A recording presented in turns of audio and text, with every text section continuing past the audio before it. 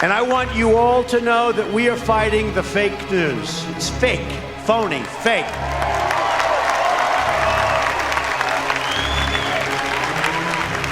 A few days ago, I called the fake news the enemy of the people, and they are. They are the enemy of the people. Many on the left that the speech they disagree with on the internet, which they're calling now fake news, ought to be actively suppressed by the authorities. Bipartisan legislation is making its way through Congress to boost the government's response to fake news. Google announcing overnight it will prevent websites that push phony news from using its AdSense advertising network, and Facebook announcing that it is updating policies to ban fake news. Those are important steps, Robin. Very important. President Obama was able to make the deadline and recently signed the act into law. Also hidden deep in the NDAA Act is the Countering Foreign Propaganda and Disinformation Act, first introduced by Ohio Senator Rob Portman. Now, critics argue the act allows the U.S. government to censor some news as propaganda and push a government agenda, in other words, government propaganda, on the U.S. citizens, usually by way of labeling inconvenient stories as fake news. If Adolf Hitler were in power today and a law was made to ban fake news, do you believe that Hitler would have used that power to shut down websites that were dissenting from his beliefs? Lately, many politicians such as Obama, Hillary, the European Union, and others have been calling for a ban on what they deem to be fake news. Here in America, a very subtle war has been declared against the First Amendment, which reads as follows: Congress shall make no law respecting an establishment of religion, or prohibiting the free exercise thereof, or abridging the freedom of speech, or of the press, or of the right of the people peaceably to assemble and to petition the government for a redress of grievances. Numerous websites and web pages are being created containing fabricated or fake news stories, and now the attack on the freedom of speech and of the press is taking place. What is the grand idea? What is the agenda? Total control of the media by a corporate elite. Propaganda, Nazi Germany-style control to influence mass opinion, a silence of the competition. Many on the left that the speech they disagree with on the internet, which they're calling now fake news, ought to be actively suppressed by the authorities. Bipartisan legislation is making its way through Congress to boost the government's response to fake news. Is it possible that the news agencies might be receiving information from the same sources? Just take a look at the following and notice that whether it is Fox or CBS, they are all reading from the same script. Who are you really shopping for this holiday season? It's okay, you can admit it if you've bought an item or 2 or 10 for yourself. Well, it's okay, you can admit it if you have bought an item or 2 or maybe 10 for yourself. It's okay, you can admit it. You've bought an item or 2 or 10 for yourself. It's okay, you can admit it if you bought an item or 2 or 10 for yourself. It's okay, you can admit it if you bought an item or 2 or 10 for yourself. It's okay, you can admit it if you've bought an item or 2 or 10 for yourself. It's okay, you can admit it, Todd. If you bought an item or 2 or 10 for yourself. It's okay, you can admit it. If you bought an item or 2 or 10 for yourself. It's okay, you can admit it.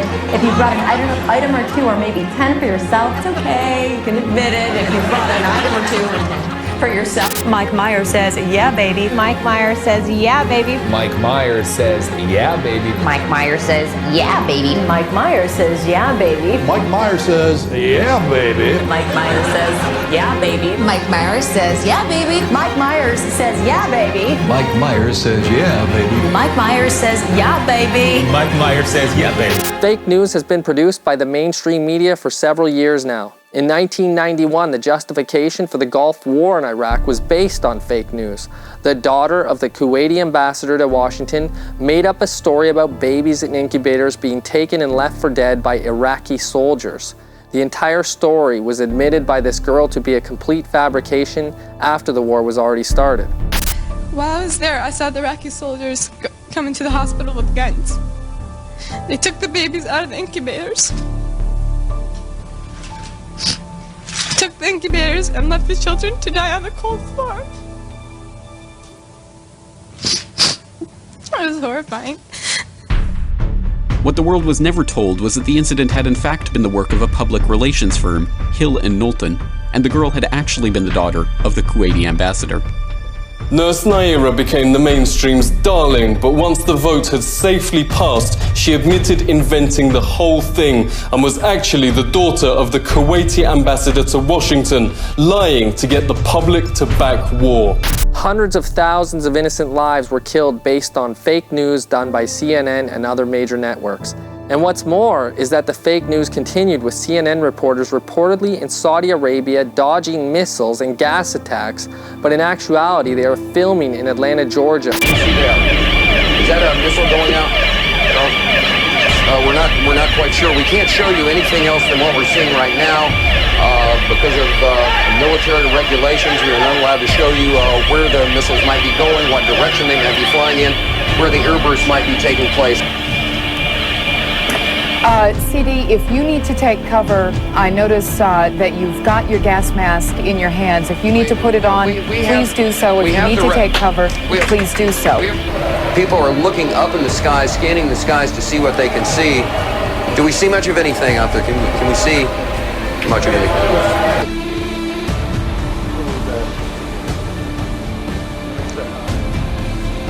The top 10 things about Saudi Arabia. Maybe we can shorten the list to 5. Oh God, Geopolitics by Dan Quayle.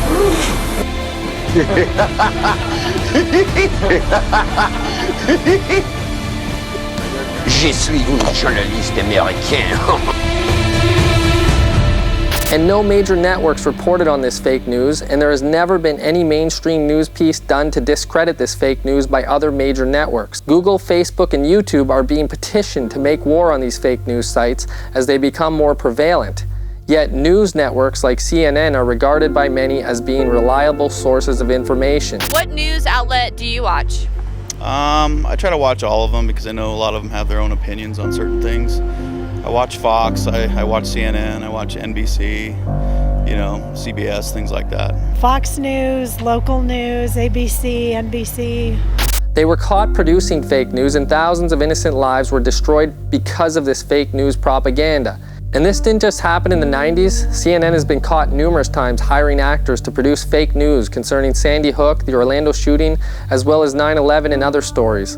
Even George W. Bush was asked about the White House putting out fake news, and he replied that it was not against the law and that it has been part of policy for many years. Mr. President, earlier this year you told us you had ordered your administration to cease and desist on payments to journalists to promote your agenda. You cited the need for ethical concerns and the need for a bright line between the press and the government. Your administration continues to make the use of video news releases, which are prepackaged news stories sent to television stations, fully aware that some or many of these stations will air them without any disclaimer that they are produced by the government. Comptroller General of the United States this week said that raises ethical questions. Does it raise ethical questions about the use of government money to produce stories about the government that wind up being aired with no disclosure that they were produced by the government?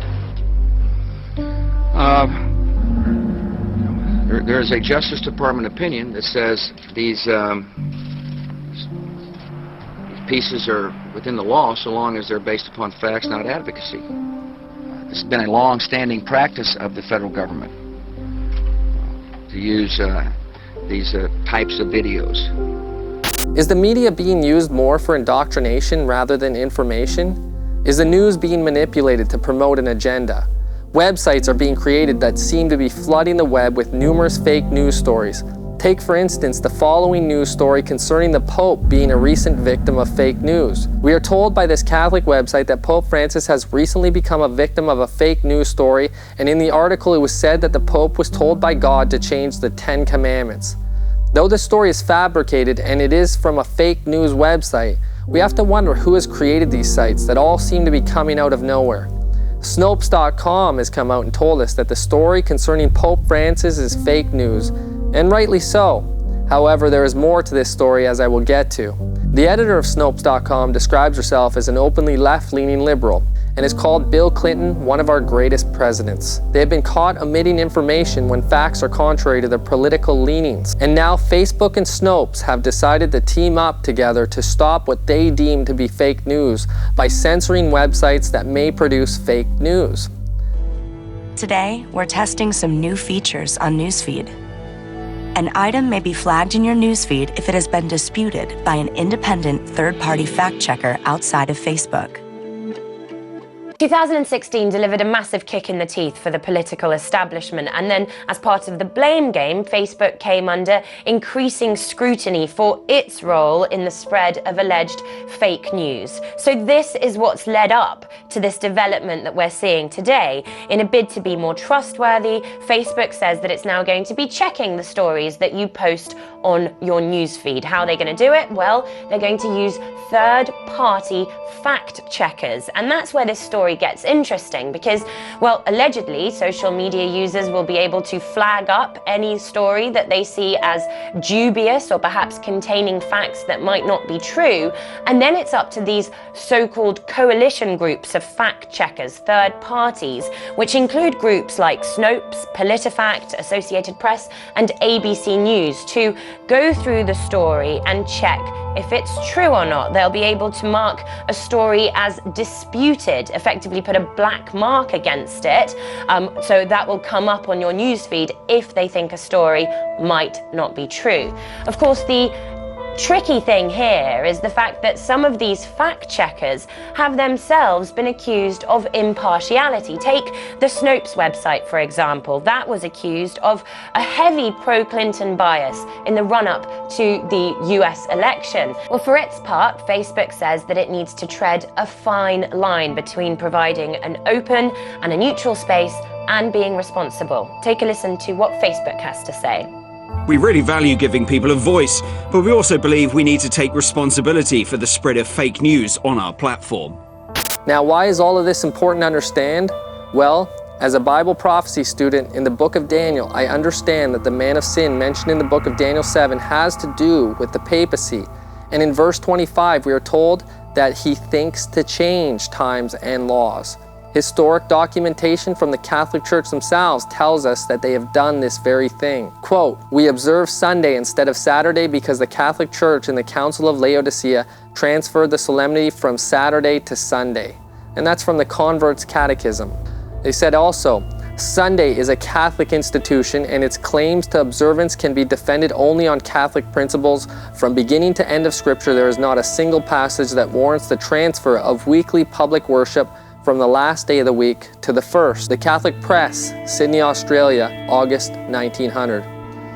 Another one, Protestants accept Sunday rather than Saturday as the day for public worship after the Catholic Church made the change. But the Protestant mind does not seem to realize that in observing Sunday, they are accepting the authority of the spokesman for the Church, the Pope, our Sunday visitor, February 5th, 1950. And there are many more admissions from the Catholic Church that they have changed God's 10 Commandments. When we compare the 10 Commandments in the Bible to the commandments in the Catholic Catechism, we can notice that the second commandment concerning graven images is removed, and if you've been to a Catholic church, you'll notice they don't keep that commandment. Furthermore, most of the words of the Sabbath are removed, concerning the Sabbath being the seventh day and not laboring on that day. And finally, the 10th commandment was divided into two in order to make up for removing the second commandment. So the papacy has changed God's commandments. Pope Francis didn't need a vision from God. It was told to us in the prophecy of Daniel before it happened, and unfortunately, Snopes.com failed to take note of that. Pope Francis recently stated that by spreading and focusing on fake news and smearing politicians, you risk becoming people who have a morbid fascination with excrement. However, the problem is that according to the mainstream media, anyone with a differing opinion is said to be spreading fake news now. And many websites are being blacklisted by Google, while the corporate-sponsored media, who is known to spread fake news, is not being blacklisted. Those who understand this history regarding the papacy are today being considered extremists. The Department of Defense has just issued a new list of extremists that should be watched. And on that, in fact, number one, past the Muslim Brotherhood and past Hamas, Hezbollah, number one, evangelical Christians. Among the groups Kaczynski had listed were those who believe America was founded on godly principles. That would be me. Christians who take the Bible literally. That would be me. And fundamentalists. I don't know what that means exactly, but I think that might be even me. Kaczynski did not explain what he meant by fundamentalist. But from the context, it was clear that he was referring again to those who took the Bible literally or, quote, too seriously. The papacy has declared war on fundamentalism, which if looked up in the dictionary refers to Protestant or Bible-believing Christianity. So ultimately, those websites, YouTube channels, and Facebook pages who might be promoting truth, such as that the Pope has changed God's commandments, may soon be under censorship as the war on fake news continues. Furthermore, to make laws against fake news is a violation of the First Amendment rights of the people. It is a violation of your right to free speech and freedom of the press. But creating these fake news sites on purpose will create a problem and result in public outrage. Thus, the solution will be to give up some of your liberties, such as the First Amendment rights. JFK gave us many warnings years ago concerning the efforts being made by secret societies to silence the media. The very word secrecy is repugnant in a free and open society. And we are, as a people, inherently and historically opposed to secret societies, to secret oaths, and to secret proceedings. We decided long ago that the dangers of excessive and unwarranted concealment of pertinent facts far outweighed the dangers which are cited to justify it. And there is very grave danger that an announced need for increased security will be seized upon by those anxious to expand its meaning to the very limits of official censorship and concealment.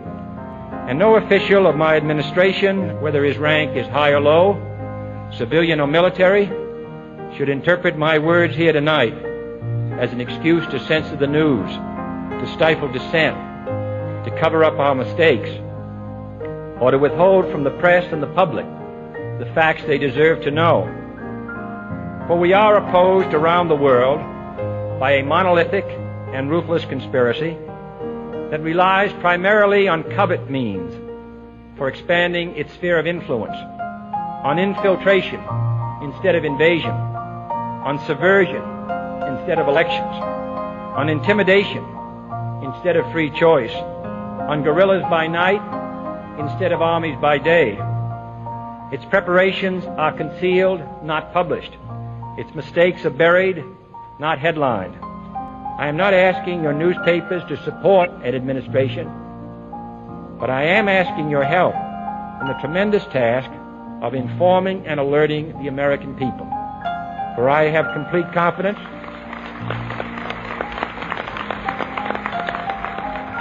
in the response and dedication of our citizens whenever they are fully informed. Without debate, without criticism, no administration and no country can succeed, and no republic can survive. That is why the Athenian lawmaker Solon decreed it a crime for any citizen to shrink from controversy.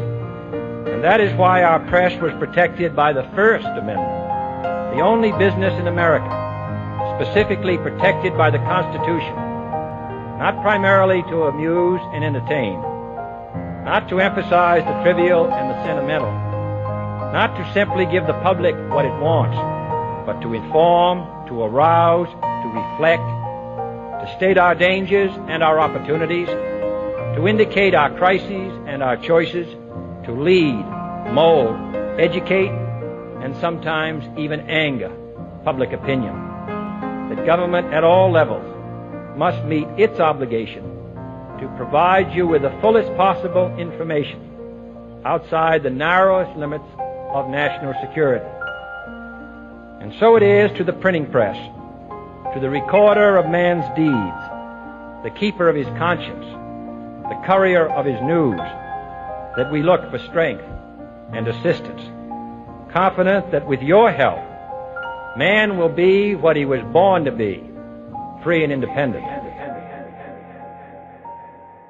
Many websites that are not shying away from reporting the news have been deemed fake news recently, and Google, Facebook, and YouTube have taken away their ad revenue, which basically would bankrupt most of these small news agencies, since some of them depend on revenue from YouTube ads, Google ads, and Facebook ads. The fight against fake news is actually a fight to censor dissenting voices and a fight against the First Amendment of the Constitution. However, we can notice that even the mainstream media is calling each other fake news both ways. Everybody's talking about fake news. Have you been hearing about this lately, the fake news? You have to be careful, though. You really do. Before you share a story that you see online, make sure it's from a trustworthy source, like me. So who decides what should be censored? Perhaps an informed public with understanding could make better decisions. Maybe this is why the First Amendment protects free speech and the media. Is it possible that the mainstream news networks are actually programming masses? Perhaps that is why it is called programming, or people have to watch the latest program. We are not run by YouTube ads and likely never will be, and therefore we need your support in order to continue this ministry to educate the public concerning the great controversy that is taking place between Christ and his angels and Satan and his fallen angels. Be sure to share, like, and subscribe, and also remember to check out some of our other very important videos. God bless. In the old days, this doesn't happen because they used to treat them very, very rough. And when they protested once, you know, they would not do it again so easily. The protest is over.